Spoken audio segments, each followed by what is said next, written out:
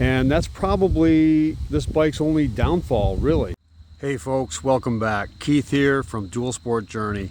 I've been really wanting to make this video to bring you all up to speed after a little over 1 year on the Kawasaki KLX230. We got this motorcycle originally because my son was just learning how to ride motorcycle, just getting into the sport, and we picked the Kawasaki KLX230 to do that on, and I'm telling you, it did not disappoint. So before I get into that, if you're new to the channel, go ahead and hit that subscribe button. It would really help me out. So if you're new to the channel and you haven't seen my initial review of this, I'll just real quick go over some specs that make this bike what it is. So real quick, the engine, single cylinder, 233cc fuel injected, super dependable, easy to maintain little engine. The MSRP on this bike is about $4,800. You're getting a lot of bike for the money. It's not so expensive so that, you know, you'd be terrified of taking it off-road. You can take this bike off-road, and along with the price being very reasonable for what you're getting, the service needs on this bike are just a breeze. We've got 2 oil changes on this bike already. It's just super easy. You're talking not even, I think 2 quarts of oil or so. Really easy job. The wheelbase on this is actually quite short. Even though they're full-size tires or full-size wheels, the wheelbase itself is approximately 6 inches shorter than, say, something like the DRZ 400. So that makes this bike a super maneuverable bike. My son actually took his road test on this bike and he had 0 problems. And you know, you have to realize he went from 0 time on a motorcycle to getting on this motorcycle and passing his road test very quickly. And right now we're looking at almost 2,700 miles that we've put on this little bike since last year.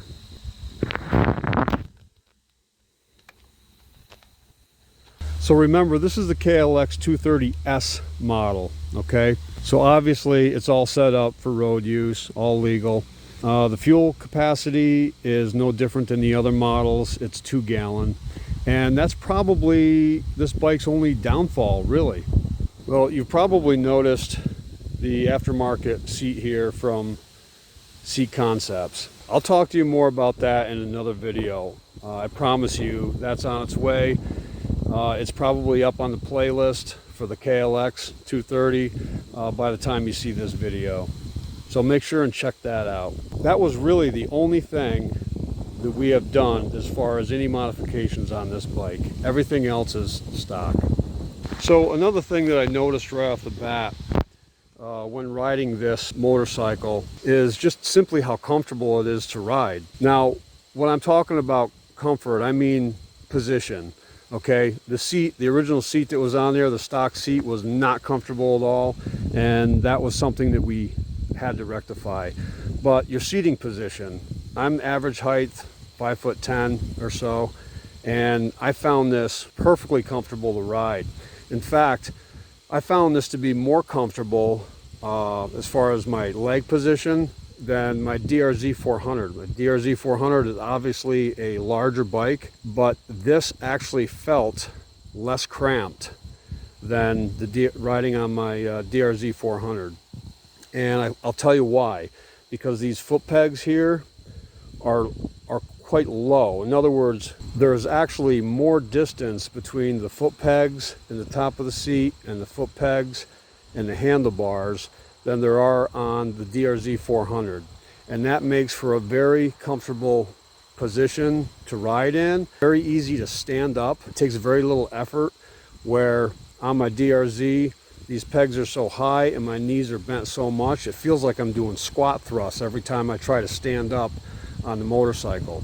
So that's one thing I wanted to tell you. It's a very comfortable riding position. So the wheels, these are full-size dual sport wheels. You have 18-inch diameter in the rear, 21-inch tire in the front, wheel in the front. That means your choices for tires are almost endless. As you can see, these are starting to wear down pretty good. These are the stock tires that are on here, and this is after close to 2,700 miles. So they're getting down there. We're going to replace these out probably over the winter or in the spring. And I think we've already decided we're going to go with the Shinko 244s front and back on this motorcycle. If you haven't seen my video review of the Shinko 244 tires on the Bras 250 Recon, go ahead and search for that playlist. You'll find the review on those tires. And these tires are going to be pretty much the same size. They're a super economical tire, and I think they're just going to be perfect for this bike. All right, so how about coming along with me and we'll take this for a ride.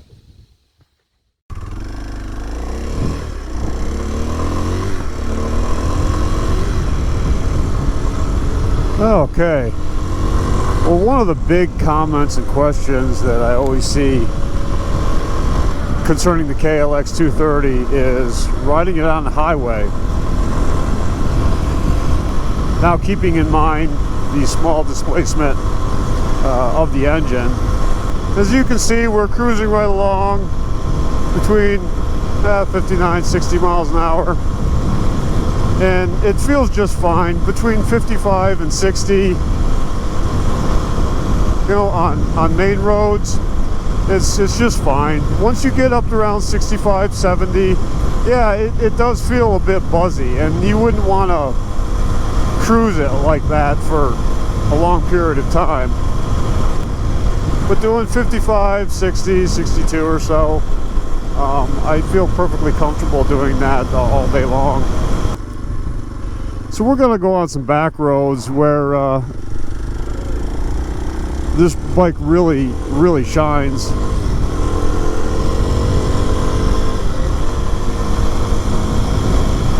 And we're going up a pretty good grade here, pretty good hill. And as I've mentioned on other videos, you know, I'm about 200 pounds. So with the gear and everything, you know, 200 plus pounds on the motorcycle. And I'm in 5th gear coming up this hill, and it's no problem whatsoever. You know, so that's one thing, and you've heard me say it probably in other videos on this channel.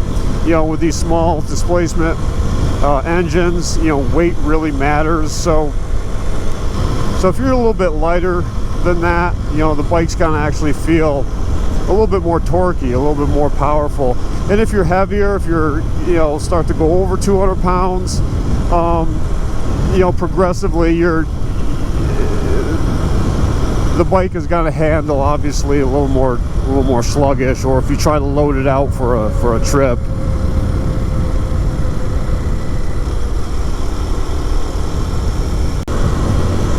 And one thing I gotta mention too, you know, we talked a little bit about the stock tires. Now, when you get out on the highway, you know, they're knobbies, you know, so you're gonna hear them on the road. You're gonna hear them a little bit, and actually, I think the little bit of vibration that I do feel is probably coming from that. I think switching to like a Shinko 244, I think will smooth this out dramatically without really losing any of its off-road capabilities. And also, you know, if you're not used to riding dirt bikes, you take a knobby tire out on a road, on a paved surface, and you're gonna feel that knobby kind of like hunting a little bit on the road. You know, you get into like uneven surfaces and cracks and stuff in the road, and it kind of hunts around, and it almost feels like something's wrong, but that's just how the tires work on the road.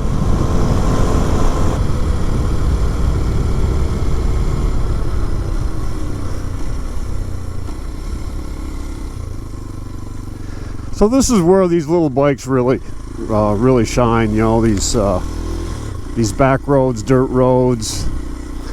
This is actually categorized by the state as a truck trail. This is a little park with a lake here. It's a very, what they, I think, classify as a primitive camping area. And they don't maintain this road during the winter or anything, and they don't do really much maintenance at all on it. So it's definitely a seasonal use highway only. Just come right in here again, just kind of showing you the maneuverability. You can just U-turns and maneuvers on gravel and dirt. It's no problem whatsoever. This bike is just so maneuverable.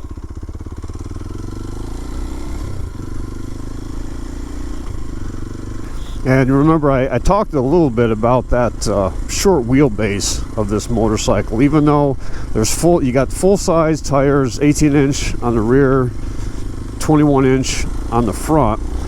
The distance between them is shorter than a lot of your other dual sport motorcycles. Now, what that does, it creates an extremely maneuverable little motorcycle. I mean, you can just maneuver around things super fast on this little bike.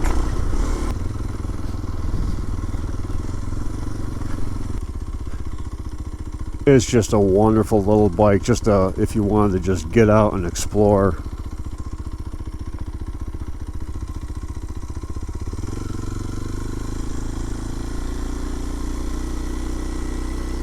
Now, I'm not going to go ripping down through this little 2-mile loop here around this lake. It is Labor Day weekend, and there's a lot of people camping in here, and obviously I want to show some respect for those people.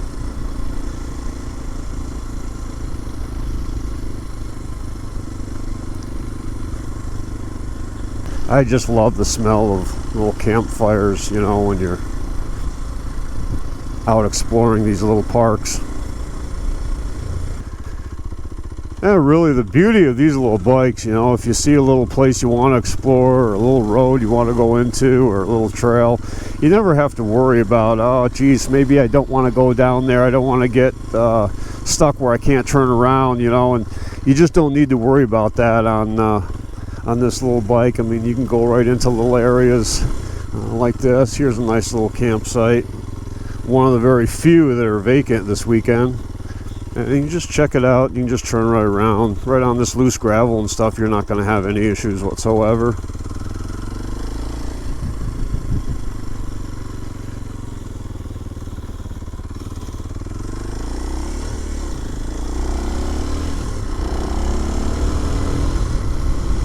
I haven't stood up at all, you know, coming down in here on these kind of gravelly, bumpy roads. This new seat, this Seat Concepts seat, is just absolutely amazing. Now, really, the one really big drawback of this little motorcycle, and with most all dual sports, is 2-gallon gas capacity. I mean, you know, you've got maybe 100 miles. You know, worth of fuel, and you're refueling again. I mean, and I think that's probably stretching it. I mean, other than its fuel capacity, with the addition of the new Seat Concepts custom seat, I wouldn't have any reservations at all of taking this out on a long trip and just riding it all day long. It really is. The riding position is really actually comfortable, and again, with the addition of the new seat, it's just a super comfortable little bike to ride. Alright, so we'll get off these dirt roads here and back onto some paved back roads.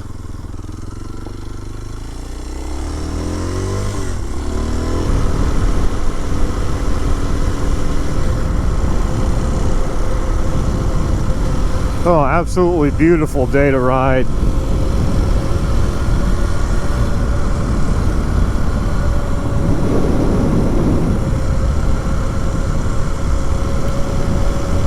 So getting back to the highway riding, you know, with this bike, like I said, if you needed to do 55, 60 miles an hour, you could easily do that all day long on this bike. You know, once you get up above that, the bike's going to feel buzzy, and it's just not built, you know, for speeds over that. You can do it. My son and I went on a trip into another state to visit some friends, and it required that we jump on the interstate for a while. And we really didn't have any problem. I mean, he was able to, you know, go 65, 68 miles an hour just fine. And obviously, you know, you wouldn't want to do like 65, 70 miles an hour all day long. These little engines just aren't built, you know, for that. But they can do it if you have to do it for a few miles. It's really no big deal. Once you get up over 50, you do feel a little bit of vibration, you know, in the handlebars and a little bit on the foot pegs. You know, the foot pegs are nice and wide, but they don't have the rubber inserts in them. So once you get up over 50, yeah, you feel a little bit of vibration. Nothing like some of the other dual sport bikes that I've ridden. And you know, I'm wondering how much of that isn't the knobby tires that's on the bike. You probably can't hear the tires, but I can hear them whining a little bit, you know, on the pavement. So hopefully we don't hit any grasshopper bombs on the GoPro lens like we did yesterday. So you have to realize, when we got this bike, it was literally a mission-driven purchase, okay? So we had a mission. We wanted to get my son out riding motorcycle. He had to go from 0 hours to gaining skill and confidence to where he could pass the road test. And this bike definitely just did not disappoint. In fact, you know, initially we thought, okay, we'll start him out on this bike, and then, you know, as he levels up on a bike, he can trade this in. I don't think this bike is going anywhere. I mean, we both love this bike so much. I think it's kind of probably going to stay with us for a while. And I can definitely say, you know, for the money, the purchase price around $5,000 or so, MSRP for this bike, you're really getting a lot for your money, okay?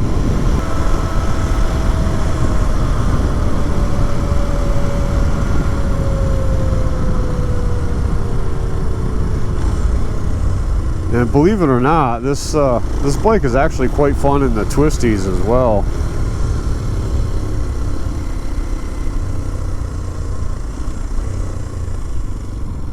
Okay, I think we're going to just pull over to the other side of the road here. And I'll do a 0 to 60, just make sure traffic isn't coming. Okay, here we go, ready?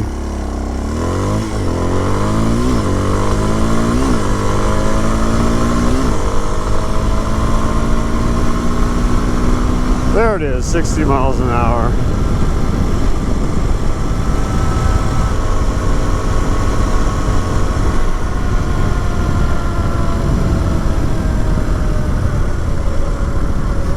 Okay, it looks like we got some fresh stone and oil here.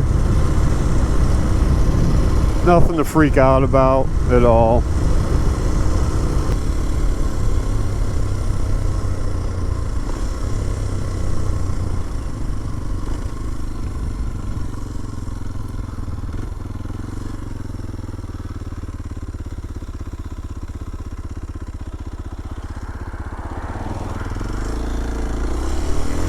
Alright folks, well, I'm going to wrap this up. I'm sure I forgot some stuff that I really wanted to go over, but obviously, as always, if you have other questions, comments, or maybe some of your own experience with this bike, please go ahead and drop them in the comments. I really do appreciate all the comments, and I do read all of them. I try to reply to every single comment that comes in, and I want to thank every one of you for coming along on this ride with me. So until next time, as always, be safe. This is such a great little community that I live in. I'm really fortunate. You can see up here, every summer they put these placards up on the utility poles with flags. These are military veterans that have lived in the community, served our country, and have since passed. And our community honors these past community members that served their country by putting their names and photos up, displaying them so that we can honor them as well.